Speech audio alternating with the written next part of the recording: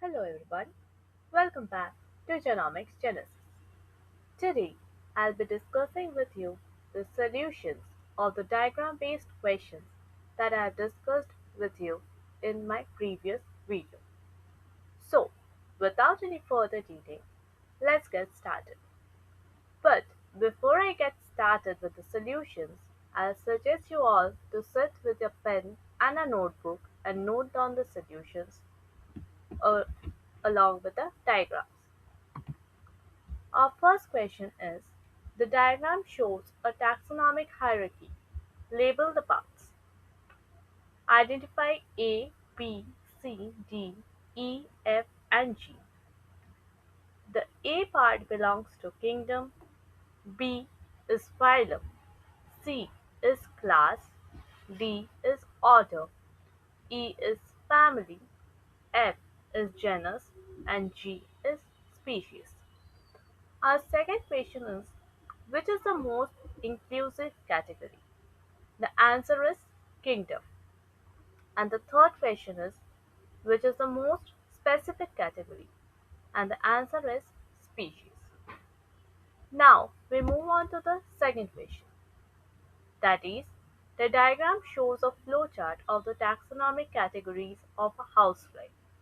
Label the parts. The first part is kingdom, the second part is phylum, the third part is class, the fourth part is order, the fifth part is family, the sixth part is genus, and the seventh part is species. The second question is, what is the scientific name of housefly? The answer is Musca domestica. The third question is, which category does Insecta belong to? Class. It belongs to class. Our third question is, the diagram shows a flowchart of the taxonomic hierarchy for lion. Label each of the parts. Same question. The first part is kingdom, the second part is phylum, the third part is class, the fourth part is order, the fifth part is family, the sixth part is genus, and the seventh part is species. Our second question is, what is the scientific name of lion? The answer is Panthera leo. And the third question is, which category does Felidae belong to? Observe it carefully and answer it. It belongs to family.